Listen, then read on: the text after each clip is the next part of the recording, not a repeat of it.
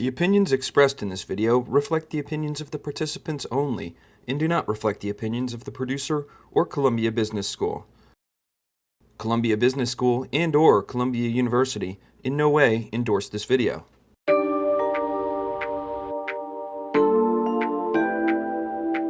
New York Yankee hat to the fullest.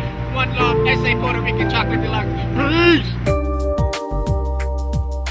Founded in 1916, Columbia Business School, or CBS as it is frequently termed, is located on the primary Upper West Side campus of Columbia University, though long-term plans to move the program further north have been announced. CBS is consistently the most highly ranked business school in New York City. Columbia was recently ranked number 3 in the country by the Wall Street Journal, number 6 by Forbes magazine, number 7 by Business Week, and number 9 by the U.S. News & World Report. Internationally, the Financial Times ranked CBS number 2, while The Economist placed it at number 10. Columbia is known for its tough urban academic experience, finance program, and its close ties with Wall Street. Of course, that's not all that CBS has to offer, with strong programs in general management, entrepreneurship, media, and real estate. Columbia is also known for its eminent alumni, which includes innumerable CEOs, politicians, and notably frequent visitor Warren Buffett. The faculty includes Nobel Prize winner in economics Joseph Stiglitz, and the adjunct faculty is comprised of a veritable who's who of New York finance. Professor Stiglitz was very inviting, he's very approachable, quite an animated individual actually. Let's meet some students. My name is Michael Dwork. I decided to come to Columbia after working in investment banking, consulting, and then getting hired by one of my clients to help head up their operations department. I grew up in India, and I did my undergrad in India before I came to Columbia. And I used to work in Southeast Asia, in Singapore, Malaysia, and Indonesia. So I started my undergraduate studies at UCLA and graduated in '97. Back then, the best thing to do was to move to San Francisco and get a tech job or a .com job. So I did move up to San Francisco, but I stumbled upon a real estate position and did about 5 years of real estate advisory work and then finance work down in LA. Why did you choose Columbia? I chose to come to Columbia for 2 reasons. One is the location of New York, not because of the city, but because it's the financial capital of the world. And also because I'm focusing in the sales and trading fixed income area, and this school is considered to be one of the best in that area. I've lived in California all my life, lived in LA, went to UCLA. A place like Columbia Business School, given the fact that it's in New York, and being in New York I think augments your real estate and finance studies because it's such a real estate and finance center in the whole world. So it makes sense to not only leverage what you learn here in the classroom, but to be networking with people in the New York community. Why do you want an MBA? I feel like getting an MBA is important nowadays because to have a major role in any financial corporation or to have a lead operations or even on the consulting side, a role for them to advise companies, people trust the MBA as well as a CFA quite a bit more than they would just anyone else because of the vast experience that you gain from being in the MBA program. You get to see all different aspects of it. You get the marketing side, you get the finance side, and you just get a general overview on how corporations are run and set up. And it just seems to be the best thing that you can do for yourself. Having the investment banking background was great, but I knew that a lot of people wanted to have hardcore operational experience. And even having done that, what I found when I was looking for jobs that people said, yeah, you have this, you have that, but you don't have any marketing. So part of the reason I came back here was to sort of round out my sort of executive education so that when I go forward, I can do more and do better things. What do you plan on doing with your MBA? I don't know that I'm going to go back into banking right now, but I don't know. I guess it depends. A lot of my friends who are doing hedge funds and private equity or want to do that after they graduate are planning on only working another 10 years. I'd probably be working a little longer than that just because I really enjoyed what I was doing in all the different aspects, and I'd probably want to do it another 25 or so years. I'm going to go back to the place where I worked or maybe any other, but definitely in New York. What has surprised you most about your experience at Columbia? I read about it on the net and I saw pictures and what have you, but the thing that blew me away is like the the potential and the dynamism of this place and the quality of my classmates. And now that I'm in my second year, like the kind of teaching that the professors teach, it's like really, really outstanding. What kind of support does the administration give to international students? Oh, they're extremely friendly. I mean, I think a lot of my classmates are international. I mean, I have a lot of people who are from Europe, who are from Asia, who are from Latin America. It's pretty supportive. In fact, even the statistics or the numbers which they say, it's pretty much in favor of internationals. I think something like 32 or 35% of my classmates are all internationals. How do you like living and going to school in New York? New York's okay. I don't see myself living here too long. I do want to make the move back to California eventually, but it's great right now. There's great opportunities here. It's a great network. It's a great finance and real estate center, and it's a good lifestyle here. New Yorkers have a pretty tough reputation. What has your experience been? Initially, my impression was that people on the East Coast were a little more arrogant, a little rude. It's not entirely true. I think people are a little less patient, a little more stressed out here. But you find, since it's such a multicultural city, you find people from all walks of life, and find New Yorkers to be generally pretty cool. Can you discuss some of the positive and negative aspects of life in New York City? New York City, I guess the downsides are the weather. Living a mass transit public commuter lifestyle, which you're just not used to. You know, negotiating the snow to get to a subway, to get to a cab, and dealing with this and that. Just not used to that, especially when you come from sunny Los Angeles, where the lifestyle is really good. You know, you take your car, and your car becomes your temple. You enjoy listening to music that you want to. It's not sort of the pedestrian iPod culture that you have here. And it's a little grindy out here. You know, living accommodations are smaller. It's more crowded. It's more polluted. It's tougher to do outdoorsy activities, which I love doing, playing sports and stuff. It's all really difficult. So there's a lot of downside living in New York, but there's a lot of upside as well, and that's the culture and the business opportunities you got here. I think the upsides are like, I mean, this place, there's no free movement and there's no boring moment. The downside is, like, for example, in my case, the place where I'm living, it's the smallest house I've ever lived in my life and the most expensive. So, well, expenses definitely which one needs to kind of come to terms with, and probably if someone who comes in from Asia or whatever, who's used to living in huge apartments and huge houses and what have you, probably it may take a little bit of a kind of downsizing or getting adjusted to.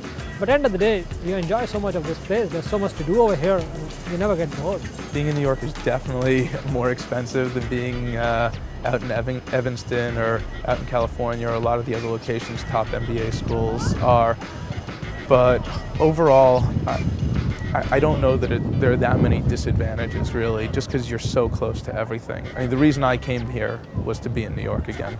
Just the other day, Jamie Dimon of JP Morgan Chase just stopped by, gave a couple days notice, came by and sat and talked to the students for about an hour. These guys, they just jump in a town car and pop uptown and give us an hour of their time. It's really unbelievable. They give us very candid, very interesting perspectives on what it's like to be a leader and executive of any of these corporations.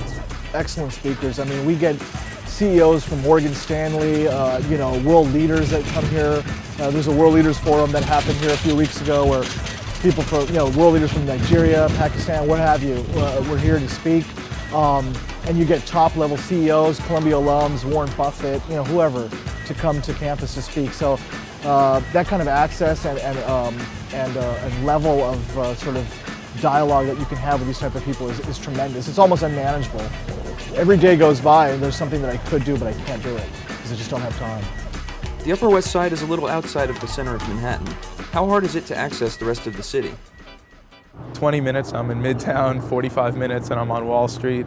It's unbelievably easy. You know, the other night there was an event for Lehman Brothers, a recruiting event.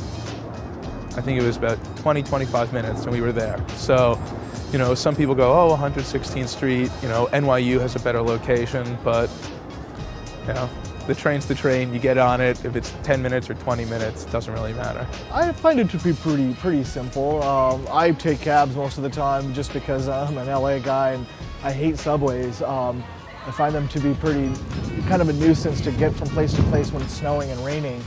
But yeah, the Upper West Side's it's fine. I prefer it because it's not hyper Manhattan out here. It's a little more relaxed, more conducive to a school and an academic lifestyle. How have you found your fellow students? What kind of exceeded my expectations were not just the quality of my classmates, but the diversity of them. They were like from extremely great backgrounds in the business, like in finance, from investment banking, from the top-notch banks or whatever, and also from like other backgrounds. Like one of my classmates, he represented United States at the Sydney Olympics.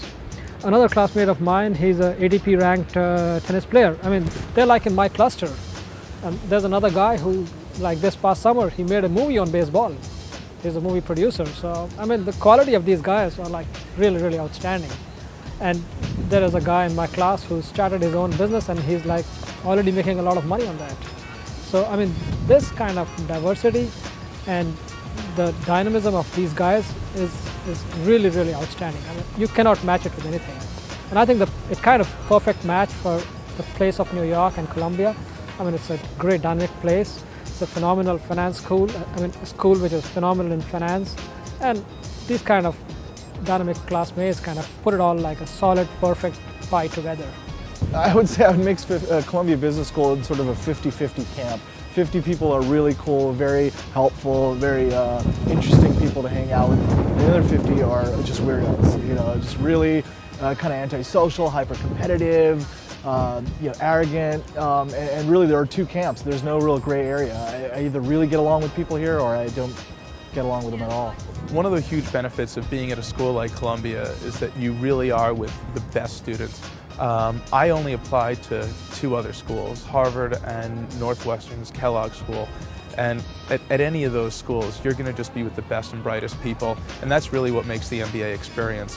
When we're sitting in our strategy classes, people are volunteering things that there's no way that I ever would have learned from my previous experience, and things that the teachers even wouldn't have known. I mean, just the other day, we had a student who had been working for a marketing corporation for 6 years come out and describe the ins and outs of working with one of the Fortune 100 companies that they had been with, that they'd been doing marketing for. And I mean, even the teacher sort of gave him a little round of applause because he was so impressed by the industry knowledge that student has. And these are the kind of benefits that you get from being at these institutions. How have you found Columbia academically? First year at Columbia and in quite a few of the other institutions, you have either a strict core like Columbia has or highly recommended classes at some of the other institutions.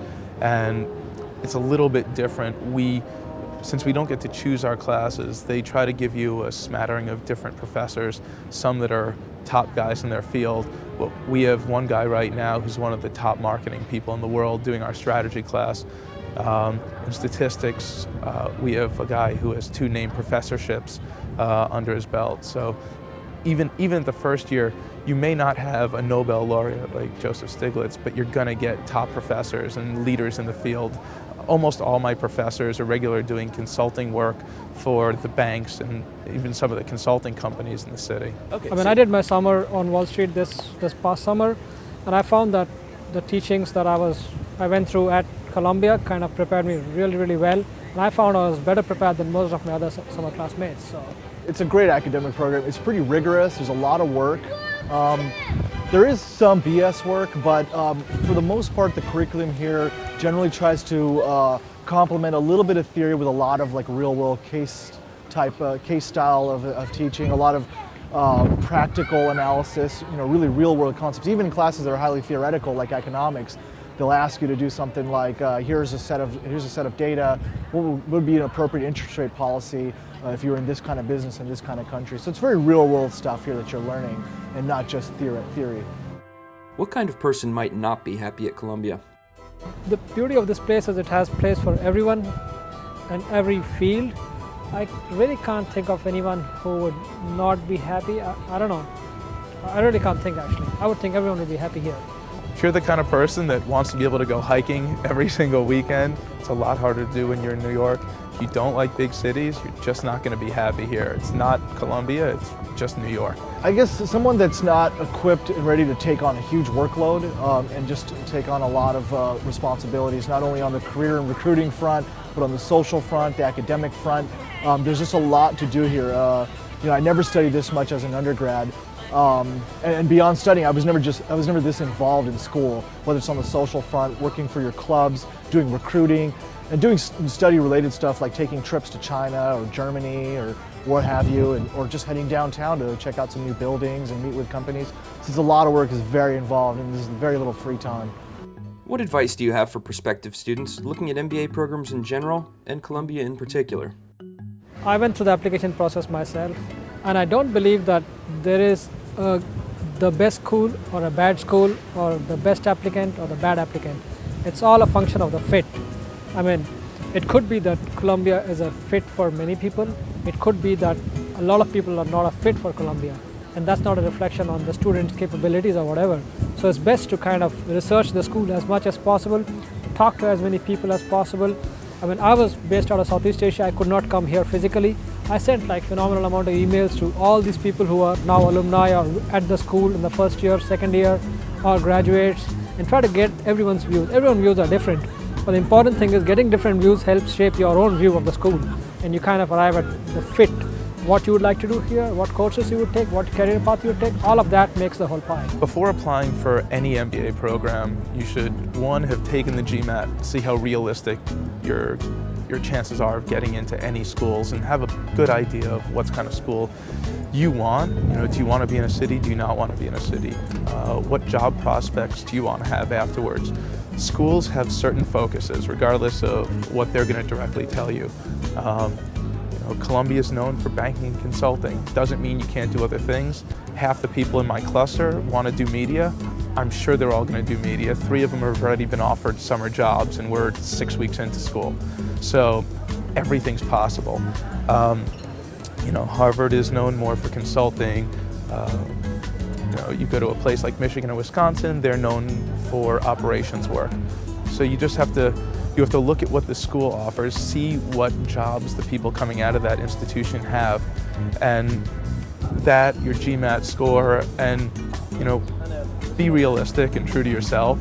Think what you want. Don't just go to the top school that you get into. Go to the school you're going to be happiest in, because if you go to a school where the focus is going to be on one thing, and maybe if you want to do, I don't know, operations. If you go to a school that does not have a strong operations department, that no one else is there for operations, you're not going to have a good time, because everyone else is going to be doing any of the 50 other things that the school offers. So really just think about what you want and think about what makes sense for you. Business school, I think, is a great experience for anybody. I mean, we have people from all walks of life, nonprofit people that are interested in retail, finance, business, strategy, consulting, what have you. And I think there's something in it for everyone. There's a huge amount of networking that you get, network value, not only by the business school's alums and the programs that they employ, but also just your peers. You meet people from all different walks of life, and I learned from fellow former investment bankers, former real estate people, former nonprofit people, and you get very different perspectives. And for people considering business school, I would look at Columbia Business School as a place where it's a very intense program. You got to be prepared to dedicate 80% of your time and resources to school while you're here to truly get something out of it. And but it's worthwhile, I think, once you do it. One of the major things that I think a lot of my friends overlooked when they were applying to business school was looking for a global MBA. And certain business schools in the US, Columbia included, has a global MBA position. But what's really important are schools like INSEAD, LSE, Fudan in China, Hong Kong has a top school. Looking at any of those schools and saying, is that an area of the world that I want to work in? Is that an area of the world I'd like to live in for a few years? Because going to those schools doesn't mean you can't get a job in the US, and going to a school in the States doesn't mean you can't get a job there. But part of the MBA is the experience and the people that you're going to be with. So if you want more of a universal global experience, you should definitely give those schools a look.